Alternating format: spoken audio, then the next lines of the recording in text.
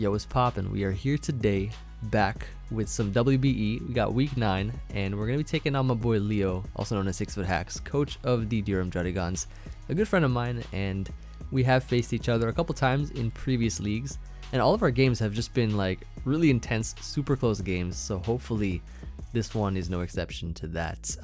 So let's take a look at what he brought here. He's bringing a team of Komao, Moltres, Silvally, Megalopony, Menifee, and Reuniclus. Overall, just a really scary team to face, and I don't know, I feel like he definitely has probably the upper hand in the matchup. Like, if you take a look here, Megalopony just clicks buttons versus myself. I try to look at, I guess, sort of the team building process when I was building. How do I deal with Megalopony? And I feel like he just has coverage for like so many things on my team. Just a really difficult Pokemon to deal with all around in terms of switch-ins. So I don't really have a switch into it per se, but hopefully, you know, the things that I brought this week can help us out in that regard. He has some big threats like Komao, Menifee, definitely scary mons as well. Though if he is trying to use it as a setup sweeper, he has to watch out for Ditto. Komao also is his only potential Stealth Rocker that he brought, so something like that may or may not have Stealth Rocks. We gotta find that out. And in terms of Defogger, I think it's gonna be Silvally. I have seen Defog Moltres, but I guess mainly on like stall teams and stuff. But nah, I feel like his Silvally is gonna be his Defogger, and we gotta figure out what type it is as well. And then of course Moltres, I think, is just a really solid Pokemon overall with the Flying Fire coverage. It can hit a lot of different things. And then Reuniclus, just a bulky fat mon that we also got to watch out for. So the squad that I brought here consists of my Rotom, which is going to be the defogger for the team. I feel like you know, something like Togekiss could easily get pressured by rocks, and I want to use it a little bit more sort of as an answer to Lopunny, so I don't want to run defog on that slot. So I opted to run defog on Rotom. And then I have Mega Sceptile. So we're bringing back Mega Sceptile once again. I think it's pretty solid overall. I think that you know, trying it out for this match will be pretty useful for it, as it can get more screen time overall in this season.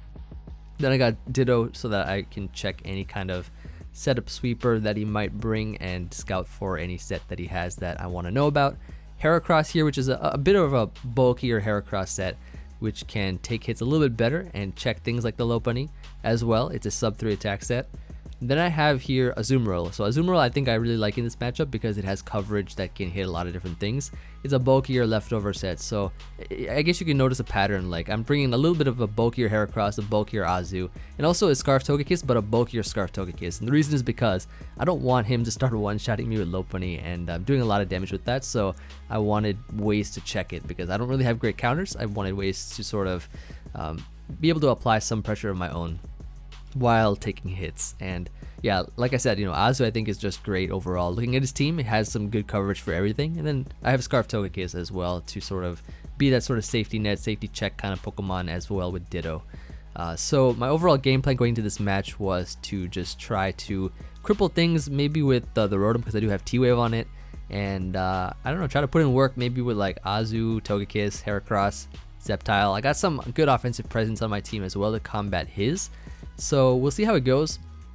And of course, if I can keep off rocks off of my side, that'd be great. Sort of wear his team down over time. So let's just get right into it and see how this match goes for week 9. I figured he'd probably lead with Komao or something, or Silvally, or even Lopunny. So I just decided to lead Rotom either way, because it is my defogger for the team. Let's get right into it and see how we do. So he will, of course, be challenging me here. This may or may not be his first mistake. So he leads off with the Komao, so I'm like, okay, this is a threat. Like, Komao is a threat for sure. It can click buttons, it can click attacks, or it can set up rocks, and I figured just getting off a T-Whip would be nice. I am faster, designed to be faster than Komao, and I can get off a fast T-Wave here, as he does click rocks, so Komao does indeed carry the Stealth Rocks. So what I want to do now that he's paired is get the defog off. I lose nothing by going for it. And he's going to be able to get paralyzed here, which is phenomenal. I mean, he would get paralyzed either way, and my overall goal was just keeping rocks off. And this thing being paralyzed means I'm faster with my Azu, so it can't do much. So I get the Hex off. It is about a little over 50 as he goes for the Clanging Scales, doing a lot of damage to myself. But he gets knocked out on the next one, so he decides to switch out here to preserve Komao, which is a good play. And I go right for the Hex here. Now, the Hex doesn't do much damage, even though he's not status. I'm like, interesting. he actually might be an AV Reuniclus. So I'm going to Volt Switch out here into my Azumarill, as I am pretty bulky. I can take hits decently well, I guess. I take that sort of well, and I get some leftovers health back with my Azu, so that's nice. I do force him out here as he goes into his Silvally, and so versus Silvally, I just go right for the liquidation. Liquidation is going to do damage either way, and it does a decent chunk of damage here, getting a defense drop as well, and some more leftovers health back for myself. So now he's forced out, so I'm going to switch up my moves here. He U-turns out this time into his, I believe, Manaphy. Yeah, he goes Manaphy here, and I switch up the moves, go right for the Play Rough. I think that Silvally Ghost, just I think, checking the Silvally set there, or the Silvally type, it leads me to believe that he's Ghost. The color is Ghost too. So he's gonna go right for the U-turn with Manaphy. So I'm like, huh, interesting. I switched out of the the Azu, predicting maybe Energy Ball or something, or Tail Glow, went into Rotom to sack that Pokemon, but he has a U-turn, so I'm like, it could be a choice locked set with Manaphy, so that's something we gotta watch out for. He goes into his Lopunny. I have no switch into this thing. I gotta sack Rotom here. Rotom goes down, but it did its job in terms of paralyzing the Kommo-o and preventing rocks from staying on our side, which would have been annoying. Now I'm gonna go Heracross to sort of bluff the Scarf here and force him out back into his Silvally, which definitely shows me that this thing is Ghost, because the way he brought it in makes me believe that it's Ghost. I mean, it kind of looks like Fairy too, but I think it's Ghost. So he goes right for the Flamethrower here, as I can go right for the Rock Tomb to slow this thing down and ensure that some of my other Pokemon may or may not be faster, so we'll see about that. Get to switch out here into my Azumarill, as I'm not sure what kind of coverage he might have for it, and he just Flamethrowers again. So not going to do much damage at all. Basically does 0 damage because we get back health with leftovers. And yeah, so I get to go for another attack here. I get to click another button versus his team. So he is going to U-turn out here, so it leads me to believe maybe he doesn't have much on that set for Azumarill. Goes into his Reuniclus, so I'm going to go ahead and click the Play Rough here. And I get a crit, so that's pretty nice, though I don't think Reuniclus would have been able to beat Azu 1v1, so he's going to actually switch out here into Kommo-o to sack this Pokemon off. I expected maybe a switch out or something here, so I went for the Liquidation, but he goes into Kommo-o, so I'm like, okay, that's fine. Not a problem there. Kommo-o is paralyzed, right? So I get to go for the Play Rough here. Get to knock this thing out, and Kommo-o is gone, so there will not be rocks on our side for the entirety of the game. Guaranteed. So Kommo-o being gone is great in that regard. He's going to go here into Mega Lopunny, so I'm like, okay, I'm at a pretty good amount of health here to take a Fake Out plus a Return or a Frustration. So I am just going to stay in and take the Fake Out. He's gonna, of course, be switched out here. He's gonna be forced out here into his Moltres, I guess, predicting the Play Rough, maybe trying to fish for a Flame Body Burn. But he does not get that, of course. I forgot. I think that's like what, 30% or something, or something like that. But I'm gonna scout here for the Z move. I don't see an item, so I'm thinking this could be a Flynium Z Moltres, because I have run that set before in OU. So he actually goes right for the Flynium Z. So once again, scouting the Z moves here. And I went into my Ditto for the purpose that, because I saw that it was Scarf Manaphy, and because that Kommo-o was down, I didn't really see a setup sweeper on his team that he brought. So I sacked the Ditto here in order for us to preserve the more important Mon in Gold Azu. So I'm going to bring that Pokemon back out here. Now, Hurricane 70% dodge, alright? We get the Liquidation off to knock it out. So that was really fortunate for us. However, he got the 30% Flame Body. So in terms of, I think, the percentages, it probably is the same. So he burns my Azu. So my Play Rough and Liquidation, unfortunately, will not be as strong, which now let's go into Lopunny, and I can't heal up anymore. So while we did dodge, we unfortunately got a burn. So I'm going to switch out here into Togekiss, and this actually does a lot of damage. However, because I'm a defensive Air Slash set with Scarf, I get to go for that, and I get to click that first before Lopunny gets to go for an attack and me flinch it, which is nice. Finally, Togekiss doing what it does after all this time of not flinching in the previous weeks. So I'm going to go for another Air Slash, as he is going to be switching out of Lopunny. But the damage on Lopunny is phenomenal. Definitely great for later on, I think. He's going to go for the knockoff here, getting rid of my Choice Scarf. However, I have the tech on this Togekiss. So he's going to go back into Manaphy here to take the attack, I think. And then I'm just going to go right for the Roost, get some more health back. And I'm running Scarf Roost in case of like knockoffs and stuff. I could heal up and use this thing differently, as a non-Scarf set. So he goes for the Ice Beam here. So I'm like, okay, he had U-turn Ice Beam. He's probably locked in. He's probably locked in right now into a Scarf Ice Beam. So he's going to switch out here into his Reuniclus. I do pack a certain tech on Azu, being Facade, in case I did get burned. So that can come in handy here, which I think is almost is pretty much the same power as I think Play Rough without the burn. So that's really nice. And he's going to go here into Silvally. And of course now it confirms 100% this is indeed Silvally Ghost. Just for you guys to know. So predicting him to U-turn out here, I'm actually going to make a play as he U-turns out into his, I believe, Manaphy.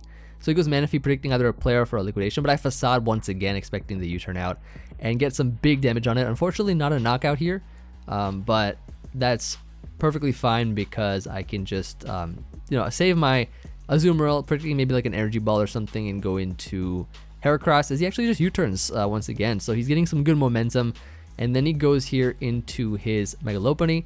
I EV this thing to, from this range, it will easily live a Jolly Frustration.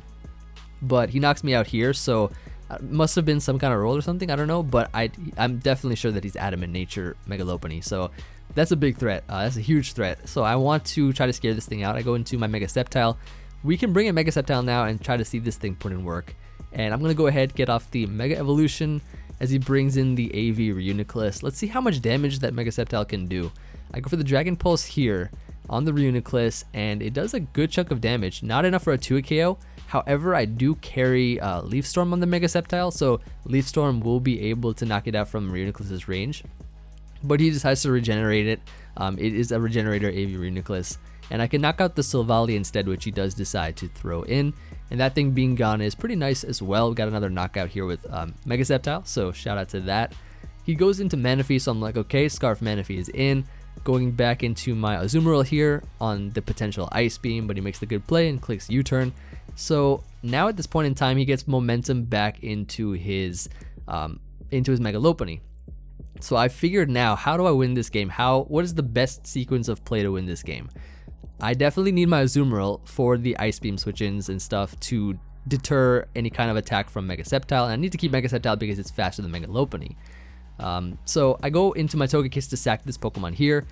This just does a lot of damage, and it just shows that he's Adamant Nature Mega Lopunny.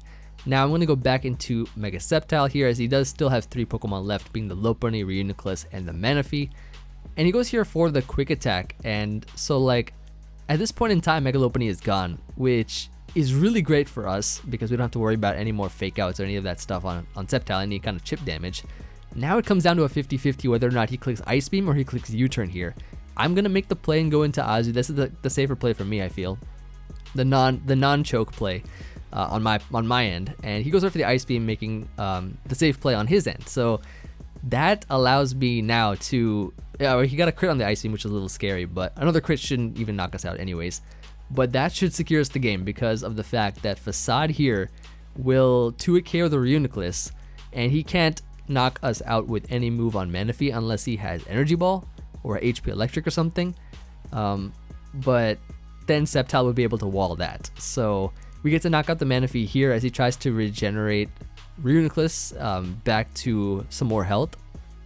And at this point in time, though, the damage from Facade from the burned Azumarill will be enough to put it in range of Mega Sceptile's attack. So Azumarill gets knocked out here. It did a lot of work. Azumarill did a lot of work, and Mega Sceptile gonna be the last mon in, just like I think like week 2 or something, where it was Mega Sceptile as the last mon gonna knock out the Reuniclus, and that is gonna be GG. It is Emvee. What a really close, intense, solid game overall. Like all my games with Leo are like that. It's crazy. But for sure he played a really solid game. All the way up till the end as well, where it came down to a 50-50, because if he had not clicked Ice Beam, if he had clicked U-turn once again, then he would have been able to go Reuniclus, and he'd live two hits from my, or he'd live the first hit from my Azu, knock it out, or if I went Sceptile, he would have probably lived a hit from after that. I don't know if Psyshock, I think Psyshock probably would have 2-hit KO'd me from that range. So it's crazy. Like then he could have just gone Manaphy after that, but he probably went for U-turn the first time, or he kept going for U-turn initially to try to make me want to stay in and make the play. of him going for the U-turn, then he went for the ice beam there. So like the mind games are just crazy. Mind games are absolutely crazy, but yeah, really great game from him. And yeah, hope y'all enjoyed this match. Thank you everybody for watching.